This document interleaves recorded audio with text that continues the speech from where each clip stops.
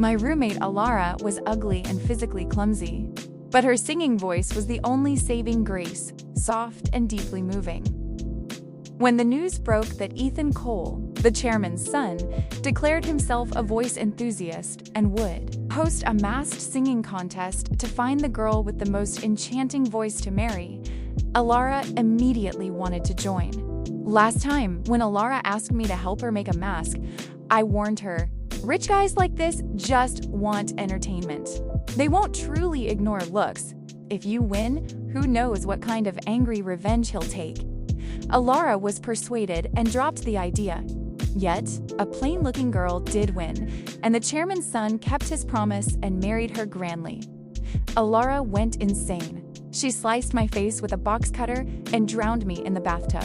When I opened my eyes, I was back on the day of the masked singing contest. This time, I won't stop Elara from going on stage. Elara, Lynn, I remember you used to do cosplay. You can make lots of props, right? Can you help me make a mask? White is best, with a lace crown on top and tassels below. Tonight, Ethan Cole is hosting the contest. The winner gets a rich prize and can marry him. He said he's a voice enthusiast and looks don't matter. Elara blushed, her dark skin flushing, nervously bowing her head. The familiar voice and words rang in my ears, and I could almost hear the gurgling of the bathtub water again. I was stunned for a long time, blinking several times before realizing I was reborn. Seeing my silence, Elara scowled and swung her hand, slapping my arm hard. Hey, I'm talking to you. Are you deaf? The slap stung, but I didn't mind. Instead, I smiled. Elara frowned deeper. What are you laughing at? Are you crazy? Tell me, are you going to make it or not? If not, I'll find someone else. I bent down and rummaged through my materials box, a slight curve on my lips. I will, of course. I'll help you. In less than half an hour, the mask was complete. The delicate, tiered white lace crown was adorned with sparkling crystals. Tassels hung down, fitted with pearls and tiny silver bells that jingled softly. I handed it to her. Elara examined it, pointing out tiny flaws, a thread off by 1 millimeter, a tassel too short by 1 B, and demanded I fix them. Only when it was perfect did she try it on. Elara, it's all right.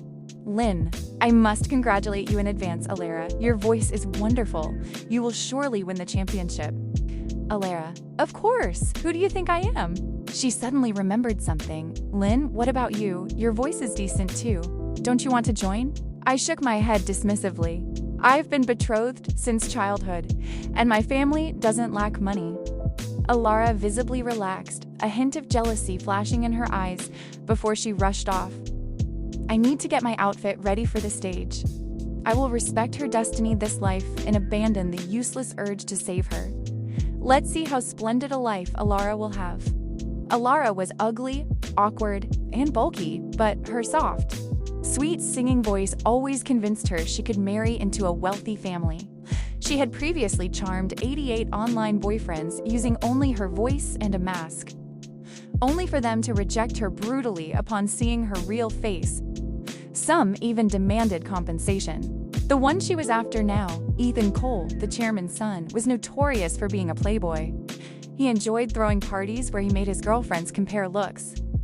Before I was reborn, I had convinced Elara that Ethan was just looking for fun. But then a plain-looking girl won, and he kept his word. That was what drove Elara mad, believing I had cost her a glorious future. The truth was simple. I never heard that Ethan was a voice enthusiast. The whole thing was highly suspicious. This time, I said nothing. I only waited. That evening, a roommate dragged me to the crowded auditorium. As we settled, the MC introduced. Next, contestant number 17, Elara. Elara, wearing the white princess dress and the lace mask I made, stepped onto the stage. Her clumsy figure looked somewhat streamlined. When she sang, the hall fell silent. Her voice was like honeyed moonlight, wrapping around the audience's ears. The applause was thunderous. Before it died down, Ethan Cole stood up from the judges' table. His eyes were locked on Elara. Ethan Cole, over the mic, no need to continue. The champion is definitely number 17. He walked onto the stage and stood before Elara. Ethan Cole, take it off and let me see. Elara, Mr. Cole, didn't you say you only cared about the voice? She asked nervously. Ethan Cole, just want to see my future wife's face, no? Elara was thrilled. She immediately removed the mask. The atmosphere froze. The audience gasped, then the hall erupted in laughter and blunt comments. Oh my God, the difference is huge. Poor Mr. Cole. No wonder she had to wear a mask. She looks like a monster. That voice must be fake. Elara's smile vanished. Sweat beaded on her face. She looked at Ethan anxiously. He unexpectedly stepped closer, gently brushing the tangled hair from her scarred, dark face. The gesture was intimate. He then picked up the mask and put it back on her, tying the strings softly. Ethan Cole, I was rude just now. Did I scare you? He turned to the audience. Everyone, meet Elara. She is my girlfriend. The hall exploded in noise, shock, confusion, and anticipation of drama. Ethan simply took Elara's hand and led her away. Elara was ecstatic, her feet barely touching the ground. For the next week, Elara was absent. On Monday morning, as I returned to campus, a flashing purple supercar nearly hit me. Ethan Cole lowered the window, and Elara stepped out, fully transformed, curled hair, the latest designer clothes, limited edition handbags, and expensive jewelry. They shared a passionate kiss in front of the crowd. Elara, I'll see you soon. Ethan Cole, I'll buy you your favorite bubble tea. Elara beamed, looking for me. Elara, Lynn, I really have to thank you for the mask. Thanks to it, I'm with Ethan. He's obsessed with me. He gave me so many things. He even took me to that high-end revolving restaurant downtown. Lynn, flatly I know. That restaurant belongs to my family. Elara faltered. She quickly flashed an expensive ring in front of my face. Elara, Ethan said he'll propose after graduation. I'll ask you to be my bridesmaid. I was losing patience. Oh, congratulations! I started walking towards the lecture hall. Elara, frustrated, is that all you have to say? Lynn, if you had gone to the contest, Ethan and I wouldn't have had a chance. Lynn, cutting her off, yeah, good for you. I have class. A month passed. The peaceful days without Elara were brief. Suddenly, Elara called, her voice frantic and tearful. Elara, Lynn, come quickly. Ethan dumped me. You were right. He brought another woman back to our apartment. He said all the gifts were cheap, mass-produced trash, and the bubble tea was bought extra for a beggar on the street. Come here now. I'm going to jump. If the police ask, I'll say you saw me dying and refused to help. I recognized the desperate tone. I smiled faintly and headed to the address. A karaoke VIP room. I pushed open the door. The room was pitch black. Lynn. Elara? My voice echoed. As I took 2 steps, my ankle was hooked. I lost my balance and fell forward, my elbow hitting the coffee table hard. Before I could recover, a rough rope was pulled tight around my wrist. Click. The lights turned on brightly. Ethan Cole sat on the sofa, cigarette between his fingers, his eyes filled with a filthy, predatory hunger. Elara stood beside him, no longer distraught, but with a look of frantic, nervous triumph. She held the end of the rope. Elara, Lynn, don't blame me. Ethan said he wanted to break up. I can't lose him. He said he was a little interested in you. I thought if I gave you to him, maybe he'd come back to me. Ethan Cole stood up, grabbing my collar. She's right, Lynn. Your personality is awful, but you're decent looking. Spending a night with me is your honor. Don't worry, you can be one of my mistresses. I tightened my fist, ready to kick him, when the door burst open. Several men in black suits rushed in and immediately subdued Ethan, pinning him to the floor. Leading them was Mr. Chang, my father's special assistant. His face darkened when he saw the rope marks on my wrist. Ethan Cole, do you know who I am? You dare touch me. He mocked Mr. Chang's suit. Mr. Chang, Miss Lynn, are you all right? Ethan Cole, Miss, stop bluffing. I've never heard of any powerful Lynn family.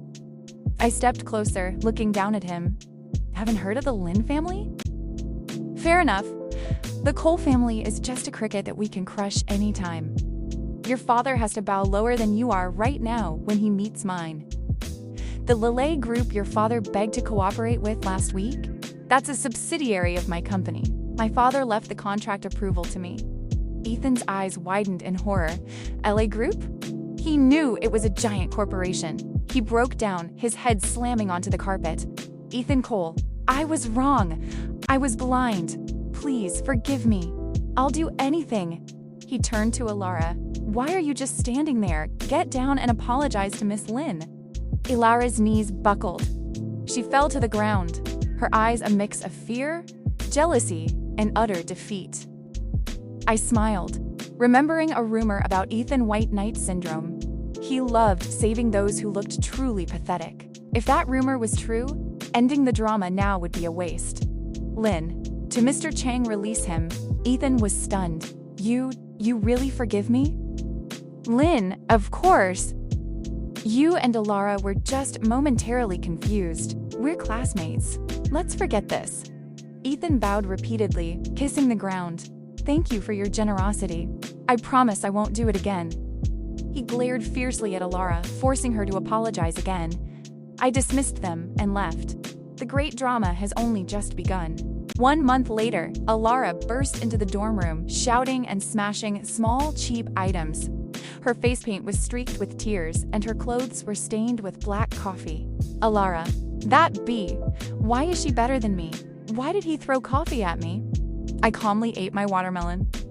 After the karaoke incident, Elara and Ethan's relationship had briefly soared, but their love didn't last. A new girl, Sue, appeared, a better singer and even more unique-looking. Ethan was instantly obsessed, neglecting Elara. I decided to feed Elara the rumor.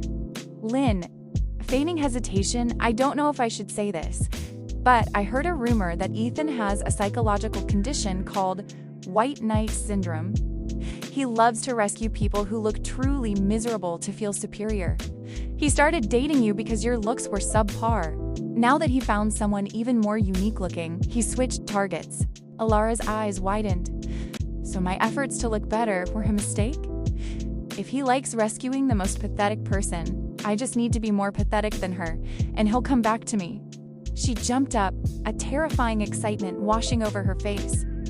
She grabbed her handbag, inside which was the box cutter, the same one she used to slash my face in the previous life, and rushed out. I smiled and slowly followed. Elara ran straight to the dormitory building where Ethan and Sue were walking out. Elara shoved Sue aside, pulled out the box cutter, and slashed her own face. The skin split, and blood immediately ran down her cheek, staining her dress. Elara, eyes wide, voice twisted with pain. See? I'm worse now. My face is ruined. I'm the ugliest. Aren't you supposed to love rescuing people? Save me. Contrary to her hopes, Ethan recoiled, his face filled with utter disgust. Ethan Cole, stop these desperate, low-class tricks. I hate this kind of manipulation. You think this will make me come back? Dream on. Don't ever show your face to me again. Looking at you makes me feel cursed. He turned to leave. In a flash of pure, terrifying madness, Elara picked up the box cutter and plunged it into his back. Ethan screamed and collapsed, blood quickly spreading on his white shirt.